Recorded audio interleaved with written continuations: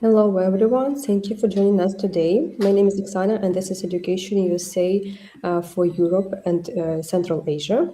Just to remind you that our advising services are fully virtual, and we provide individual and group advising sessions, undergraduate and graduate application guidance, essay review support, and of course, some virtual workshops for you.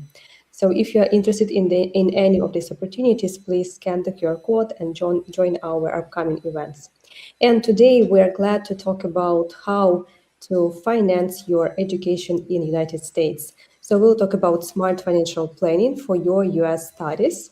And my colleague, wonderful Casey, that you have already met previously, will join us today with her complete guide, let's say like this, and some tips for you how you can take into account and what you should take into account when you plan to study in the United States.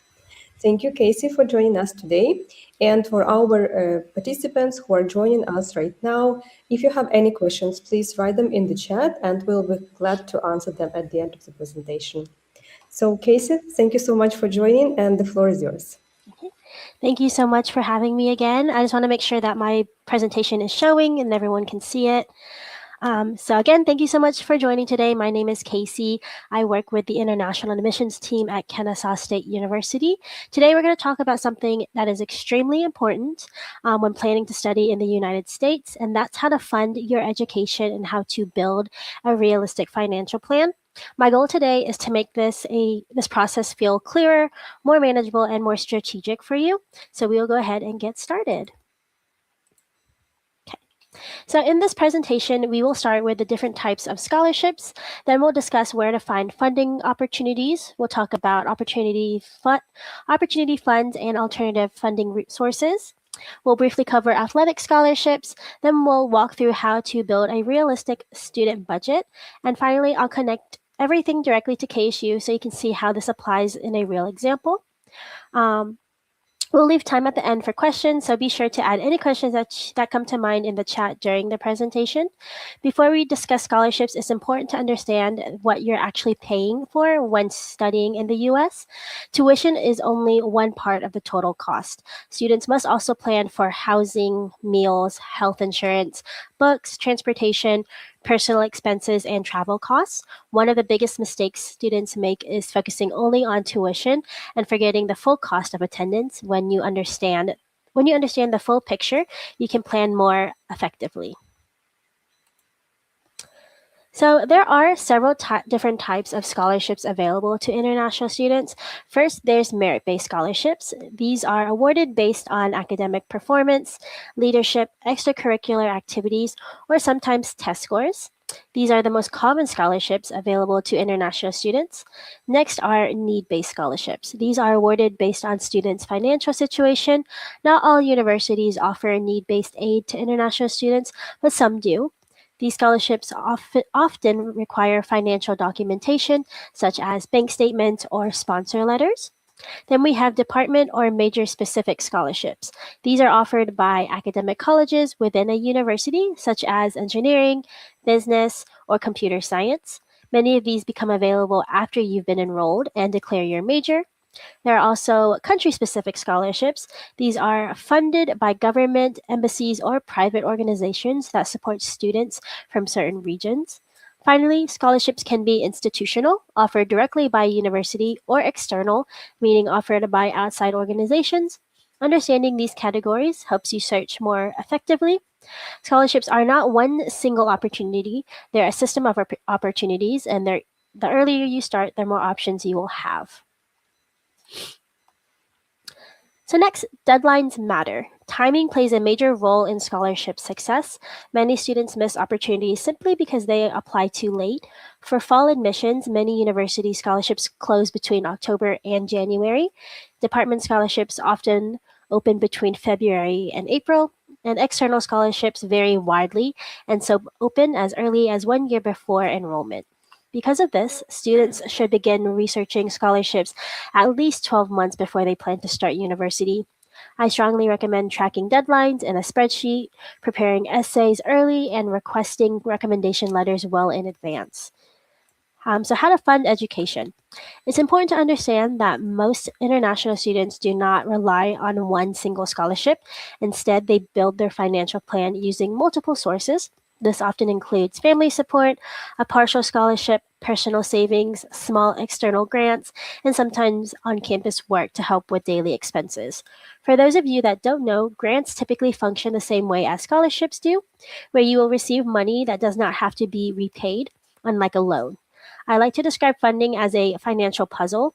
Each piece may not cover everything, but together they make studying in the US possible. Having realistic expectations makes the process much less stressful. Some common mistakes students make is that every year we see similar mistakes. Students apply too late. They only search for full scholarships and ignore smaller awards. They don't research, and sometimes they assume one scholarship will cover everything. The students who are most successful financially are the ones who apply early, apply broadly, and stay organized. Here are a few things I strongly recommend. Start researching scholarships about 12 months before you plan to enroll. Track deadlines in a spreadsheet or calendar so nothing gets missed. Prepare essays early so you're not rushing, and ask for recommendation letters well in advance. Professors and teachers need time to write these letters. Remember, scholarships are competitive and preparation gives you an advantage. One thing I will always tell students is the earlier you start, the more options you'll have. So, emergency funds are small financial support programs offered by universities. They are not full scholarships and they are not designed to pay for an entire degree. Instead, they exist to help students manage unexpected financial challenges so they can stay enrolled and continue their studies. These funds are typically limited, competitive, and not guaranteed. Students usually have to apply, and awards depend on available funding and demonstrated need. They are often used for immediate, practical expenses like textbooks, temporary housing, emergency costs, or technology needs. The main purpose of emergency funds is to remove short term barriers that might otherwise prevent a student from starting or continuing their education. It's also important to understand what they do not cover. These funds typically do not pay full tuition, full housing, or long term educational costs. They are meant to support students, not fully fund their education. Most universities offer these resources primarily to students who are already enrolled and experiencing a financial challenge. The goal is to help students persist, graduate, and succeed even when unexpected financial situations arise. So while emergency funds are very helpful, students should think of them as a safety net rather than a primary funding strategy. So many students also rely on alternative funding sources in addition to scholarships. For most international students, this is a normal and expected part of paying for US education. One of the most common sources is family sponsorship. This may come from parents, relatives, or family savings that are set aside specifically for education. In many cases, this becomes the foundation of a student's financial plan. Some students receive employer sponsorship. This happens when a company agrees to support an employee's education in exchange for returning to work with them after graduation. This is more common for graduate students, but it can apply in some situations for undergraduate students as well. Government funding is another possibility. Some national or regional governments provide scholarships, loans, or sponsorships for students studying abroad, especially in fields that are important for workplace or workforce development. Education loans are also used by some international students. These may come from banks in the student's home country or, in some cases, from US lenders if the student has a cosigner. Loans require careful planning because they must be repaid, but they can help fill funding gaps. International students are also allowed to work on campus while studying. These jobs might include working in dining services, libraries, administrative offices, or student centers. On campus employment can help cover daily living expenses like food, transportation, and personal items. However, it typically does not cover major costs like tuition or housing. Honors programs might have additional scholarships or funding opportunities if you are a high achieving student with good grades and test scores. I would recommend researching honors programs at each university as well. The most important thing to understand is that students usually combine several of these sources. It's very rare for one source to cover everything. Instead of funding often comes from a mix of family support, scholarships, savings, small grants, and work opportunities. When students approach funding as a combination of resources rather than a single solution, the process becomes more realistic and much more manageable. So, athletic scholarships in the United States are primarily governed by the NCAA, which stands for the National Collegiate Athletic Association. The NCAA sets the rules for college athletics, including eligibility, standards, recruiting guidelines, and scholarship limits. There are three NCAA divisions, but most scholarship conversations focus on Division 1 and Division 2. Division 1 schools typically have larger athletic programs, bigger budgets, and more competitive teams. These schools often offer more athletic scholarships, funding, but competition for those scholarships is extremely high. Division 2 schools also offer athletic scholarships, but they usually have smaller budgets and fewer full scholarships available. Division 2 often allows for a balance between the strong athletics and academics, and many international students find this level to be a good fit. Division 3 schools do not offer athletic scholarships, although they may offer academic or merit scholarships. In order to receive an athletic scholarship, students must meet both athletic and academic eligibility requirements. This usually includes submitting academic transcripts, meeting the minimum GPA standards, and in some cases, submitting standardized test scores. Students may also need to register with the NCAA Eligibility Center to confirm that their academic background meets the NCAA standards. The recruitment process is also important to understand. Unlike academic scholarships, athletic scholarships require direct communication with coaches. Students are responsible for reaching out to coaches, sharing highlight videos, statistics, and competition records. Coaches evaluate performance and determine whether to offer recruitment support. And it's important to understand that athletic scholarships are not always full scholarships. Many are partial awards that cover only a portion of tuition and housing. Because of this, student athletes should still build a complete financial plan beyond athletics alone. For students who are serious about competing in college athletics, early communication, strong academics, and proactive outreach to coaches is essential. So students often ask, where do I start? First, always start with the university website, admissions, financial aid, and academic departments. Then look externally at government programs, Education USA foundations, and scholarship databases. A helpful strategy is searching online using keywords like international student scholarship, plus your major, and then your country. Make scholarship research part of your weekly routine during your senior year. Keep in mind that there are scams. Be sure that organizations you are using are legit before submitting any personal information. At no point should you ever have to pay money to gain access to scholarship information. To combat this, we actually offer a portal called Scholarship Universe, where accepted students can apply to both internal and external scholarships that we have looked into as an organization to ensure they are real and legit. So all of these scholarships on Scholarship Universe are verified and vetted, so they are applicable for students who have been accepted to apply for internal or external scholarships. Now let's talk about building your budget. You should calculate tuition, housing, meals, insurance, books, transportation, personal expenses, and travel costs. Plan for the entire academic year, not just one semester. Also consider exchange rate changes and unexpected expenses. A strong budget gives you confidence and clarity. When students create a sample budget, they often forget certain costs like insurance or transportation. Being detailed now prevents stress later. So let's apply this to Kennesaw State University. At KSU, students budget for tuition and fees, housing on either campus, meals plans, health insurance, books, and personal expenses. We offer institutional scholarships, department scholarships, payment plans, and on campus employment. Most of our international students combine family funding with partial scholarships and strong budgeting. So, why can KSU be a smart financial choice? KSU is a public university, which often means competitive tuition compared to many private institutions.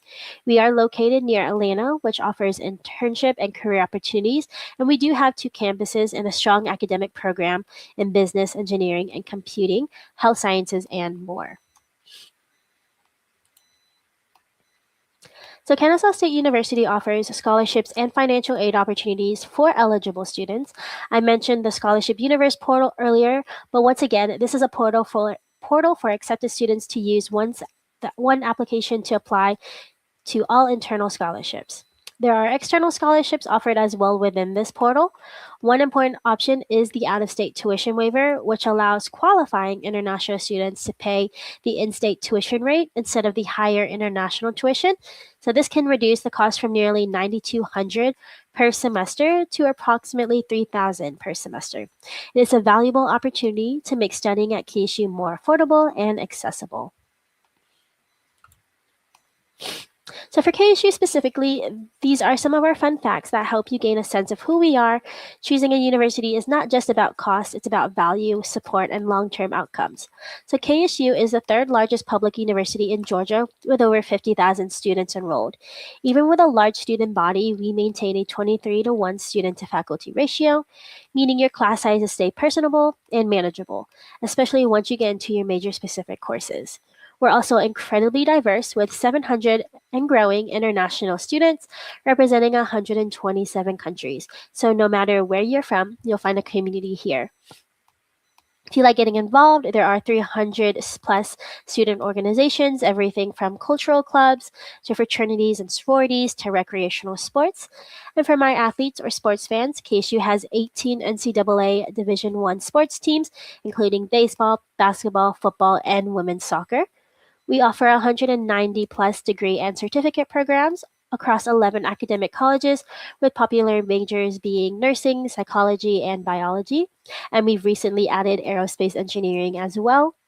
My favorite fun fact is that our dining hall is ranked number 12 out of 1,361 for best college food in America. And we have a station dedicated to international cuisine where students can share recipes from home. So, one of the best parts of attending KSU is our location. We do have two campuses, our Kennesaw and Marietta campus, both located in Cobb County in the northwest Atlanta metro area.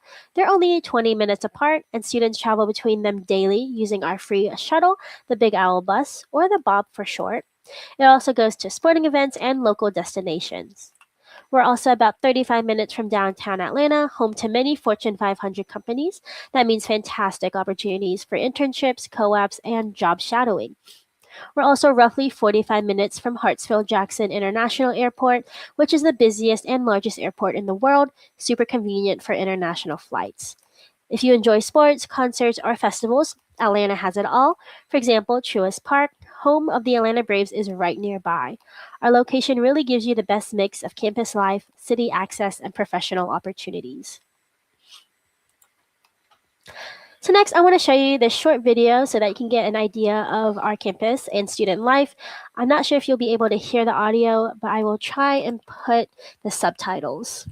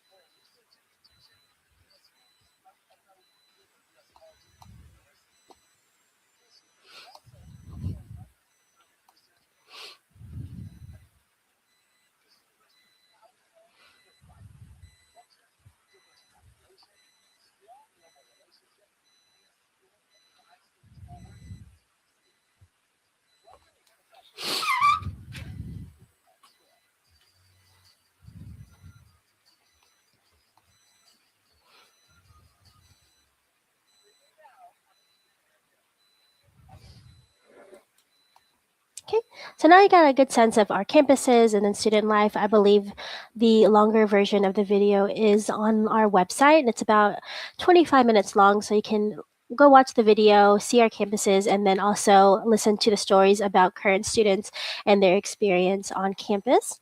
So now we'll talk about the academic programs at KSU. So the Kennesaw campus is home to our Bagwell College of Education, which is going to house your elementary, middle, and secondary education programs. Our Coles College of Business is going to house accounting, finance, marketing, and management. And a fun fact is that our business school has international accreditation, so your degree is recognized globally. Our College of Humanities and Social Sciences houses psychology, political science, foreign languages, international affairs, anthropology, communication. And then our College of Science and Mathematics houses our life sciences. Our College of the Arts houses art, music, theater, dance, animation. And then lastly, our Wellstar College of Health and Human Services houses nursing, exercise science, public health, and many more. So if your major falls under one of these colleges, you'll likely spend most of your time on the Kennesaw campus. Next is our Marietta campus, home to many of our STEM majors. So our College of Architecture and Construction Management. Our College of Architecture is an accelerated program compared to most institutions. It takes 6 years. You can get your architecture degree here in 5. Our College of Computing and Software Engineering houses computer science, information technology, computer game design and development. And then starting this fall 2026 semester, we are getting a new program. We are getting a Bachelor's of Science in Artificial Intelligence. So we're really excited for that program to be opening up. And then our Southern Polytechnic College of Engineering and Engineering Technology houses mechanical, civil, electrical, industrial, and again, aerospace engineering. And then again, the College of Science and Math is also housed on our Marietta campus as well. So if your major is engineering, computing, architecture, or certain STEM majors, you'll call the Marietta campus your home for your major specific courses. So for Kennesaw State University, the following items are required to apply for admissions. So the common application, you must complete the application with as much detail as possible, including your personal information, academic history, extracurricular activities, and any leadership or special projects you have participated in. The more specifics you provide, the better we can understand your accomplishments. And then you must submit your official high school transcripts. Submit transcripts from all high schools you've attended. These should reflect your complete academic record, including the courses taken and the grades you've earned. And then we do require an official evaluation of your high school transcript so that we can interpret your grades using the US grading scale. This helps ensure your academic performance is accurately assessed in the context of US admission standards. Then you'll need to submit your official standardized test scores. For many international students, these scores can also satisfy the English proficiency requirement, eliminating the need for a separate English exam. By providing all of these materials, KSU can thoroughly review your academic preparation and make a fair and informed admissions decision. As mentioned previously, we also do not need letters of recommendation or essays for the general application process. However, they may be needed for certain scholarships. So just make sure you look at those requirements. So, we do offer an International Student and Scholar Services Department. This office works to support international students with many items such as the visa and I-20 process. So, after acceptance, you will receive an I-20 within 24 hours, so you can begin the F1 visa process. The office also helps students with exchange programs if they plan to only study at KSU for maybe a semester or a year and then transfer back to their institution in their home country. The International Student and Scholar Services Office also will help with travel guidelines and giving travel signatures to ensure you're staying within compliance. Lots of communication and emails are shared between this office and you as a student to answer all the tough questions. Additionally, they attend orientation sessions where students will come to our campus after acceptance and register for classes and learn more about the immigration compliance. Finally, they do advise on employment and help international students with finding jobs and work visas. So next, I'll talk to you about our KSU Journey Honors College. Is a program for high-achieving, motivated students at Kennesaw State University that offers a specialized curriculum, including honors courses, seminars, and undergraduate research opportunities. It provides benefits such as priority registration, specialized advising, scholarship opportunities, and access to exclusive lounges on campus. The college also supports students through various opportunities like study abroad and elite cohort programs, and it serves students in all undergraduate majors. Students apply through the Common App as a first year student, or they can use the internal honors application. The requirements are listed on their website for you to see as well. And next, I'll talk to you a little bit about our double hour pathway. Our double hour pathway lets you earn your bachelor's and master's degree faster than doing them separately. So it saves you time and tuition. If you're interested in pursuing this program, please ensure you have a conversation with your academic advisor after acceptance when you discuss course registration. So this is a great opportunity if you know you want to get a master's degree as well. You typically will apply for the double hour pathway your end of your junior year, your senior year, and then you will start taking master level courses alongside taking your undergraduate level courses, and you'll be paying undergraduate level tuition instead of the graduate tuition. So it's an easier way for you to get your master's and bachelor's degree at the same time. And finally, remember that you don't have to figure all of this out alone. Use college search websites, virtual tours, webinars, and college fairs to learn more. Ask questions. Admissions counselors are here to help. The more research you do, the more confident you feel in finding a college that truly fits your goals and needs. We even offer one-on-one sessions with admissions counselors and students within our office. My biggest advice to you is this: start early. Apply broadly, stay organized, be realistic about affordability. Studying in the US is an investment in your future, and planning ahead makes that investment possible. So, in conclusion, when we are talking about KSU, you can think of us as a public institution that is widely affordable. So I hope you find this session informative. And if you have any questions, please don't hesitate to ask them in the chat now. I will put our contact information on the screen, and that concludes the session.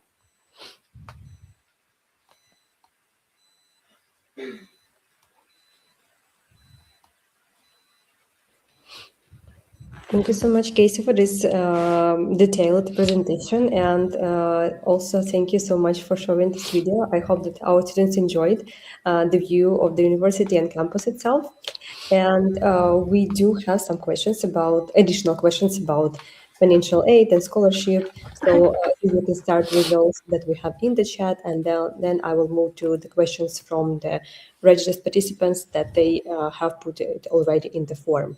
So let's start with the first one that I have seen in our chat, and this is about F1 status allows up to 20 hours of work per week on campus, and how competitive are these jobs on a large campus, and how much of students' annual personal expenses can they actually cover?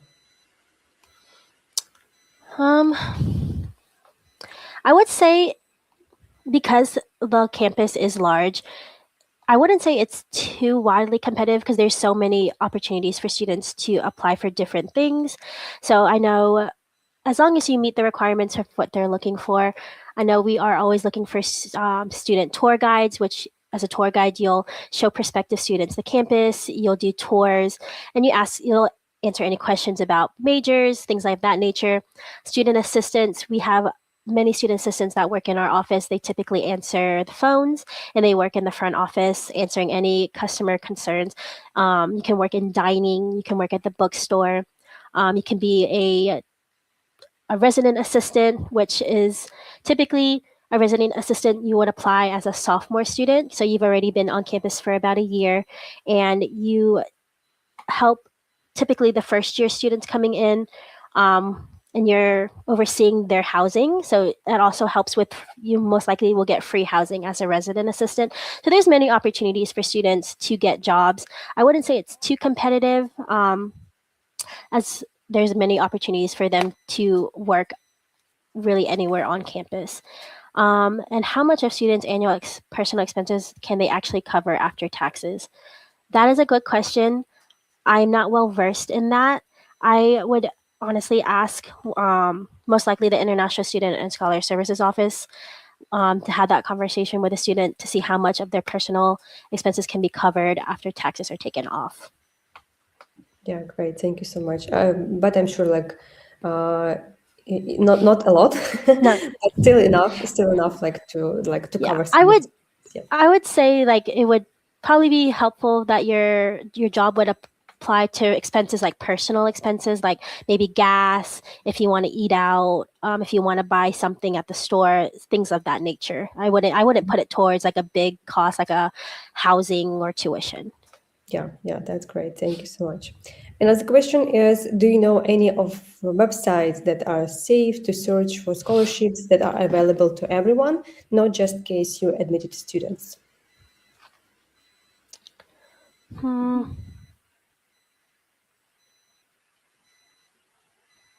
I only know of the verified scholarships that we have on our website. If I can put, I'm not sure if I can put in the chat um, the financial aid website. You can talk with a counselor and see if they have any recommendations for any websites outside of the KSU that students can use, because I'm sure they have more recommendations for scholarships that they can provide students. Yeah, sure. And like what we would recommend to our students is, first of all, visit the website of the university if you're looking for some specific financing opportunities. But from on my side, as an Education USA advisor, I would like to recommend you also to visit our educationusa.state.gov website. And there you can find many different websites that will help you to find opportunities and scholarships. For example, one of them is fundingstudy.org, fundingustudy.org, or for example, internationalscholarship.com. So like if you are interested in any of these websites, you can easily move to educationusa.state.gov and find all this information there as well. But yes, so like our one-on-one advising sessions are also available for you. So if you are still struggling with this question, like where to look for these websites, or like what should you do with your financial plan, please register for these sessions and we'll be glad to help you. Thank you so much. And next question is, why shouldn't we apply for scholarships late, given that it's before deadline? I hear often that we have to apply early, but I plan to take English exam in late September, a few weeks before deadlines. We always advise students to apply early for scholarships, just because if you don't get awarded a scholarship, you still have time to apply for other scholarships.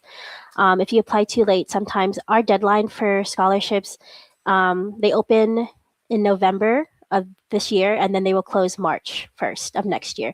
So that is the deadline that Scholarship Universe is open for students to apply. So we always tell them to apply as early as possible, because you never know if you're going to be awarded a scholarship, and it gives you time to plan ahead financially on if you're not awarded a scholarship, what are your other options.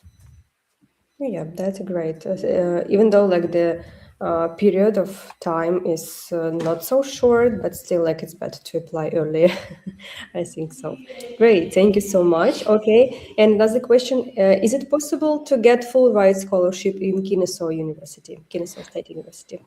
So Kennesaw doesn't offer any full ride scholarships. We have a lot of partial scholarships.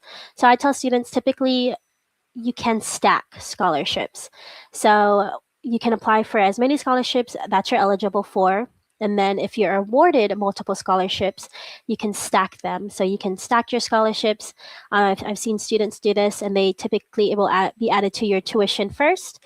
And then whatever is left over, if you have any scholarship money left over, it will apply to your housing, and then it will apply to your books, but it will go to your tuition first. So there's no full ride scholarships, but you can stack as many scholarships as you're eligible for. Yeah, that's great. Also, thank you so much. Dear viewers, if you have any other questions, please, it's your time to write these questions in the chat, and we'll proceed with a few questions from our registered participants.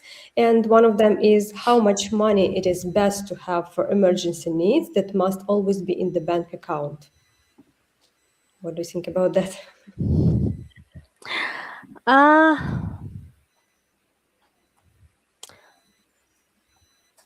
I always see personally for me, I always say about paying emergency funds would be something you want to be able to pay at least a month of tuition or housing a month in advance. So it really depends on how much your tuition and housing is. So I would say about maybe 10 to 15,000 saved up well in advance for anything that may come up you get in an accident, something happens, you have some money, like at least 15,000 set aside for any emergency. Yeah, that's great. Thank you so much. What is the minimum funding amount required on the I-20, and what are the best strategies for meeting this requirement when available funds are limited? Um, the I believe for the bank statements for the I-20, you need to show proof of funding for 1 year at KSU, which is roughly 45,000. And then the International Student and Scholar Services Office can go through that process of the bank statements and tell you how to meet those requirements. So, but the minimum would be around 45,000, which is a year of studying at Kennesaw.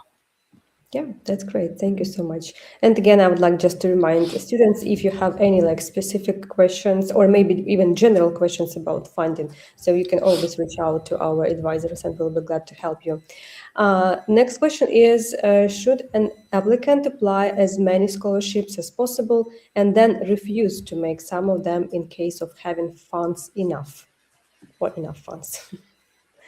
So, like they apply to multiple scholarships, they're awarded it, and they turn down the scholarships. Oh yeah, like this.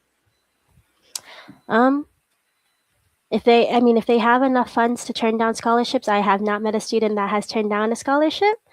Money is money, so I would always go on the as much as you can. If you're awarded it, as much as you can provide as you are given. Yeah, so there is like no reason to turn the back. That's for sure. Thank you so much. And one more question is how to balance personal spendings, for example, cinema, concerts, snacks, taxi, when you already pay most of your money for tuition, living, and food. Mm. So budgeting is very important. I highly recommend students to talk with. We do have a service that helps students balance academics and personal life, but budgeting is a really important thing students are going to have to learn when coming to any university. So, tracking your monthly spending, making sure that all of your main fees are getting paid throughout the month or throughout the semester. And then if you have anything left over, you can allocate that towards, personal expenses, food, and then hopefully putting it towards savings as well. So tracking how much you're spending, where you need to save, is really important. Yeah, that's great. Great recommendation, I think, for our students how to plan. And of course, it's better to do it in advance. Like, so you know, at least like not exact amount of money that you need, but at least you know like what to expect in future. That's great. Thank you so much, Casey, for joining us today. I don't see any questions from the chat, but I think our students might join with questions later. I mean, like they will reach out to us. And if they have any additional questions to you, I will be glad to pass your contact information and also introduce Tennessee State University. Of course. Maybe last comments to students, last suggestions, advice. Thank you for joining. I hope this information was informative to you. And always remember to apply early, start early, think ahead, not just in the moment. Think ahead what your future is going to look like. And hopefully, all of this is helpful for you. And I hope to see you hopefully at Kennesaw State. If not, I hope you guys enjoy the rest of your day. Thank you so much. Thanks everyone for joining and see you during our next webinars. Bye. Bye.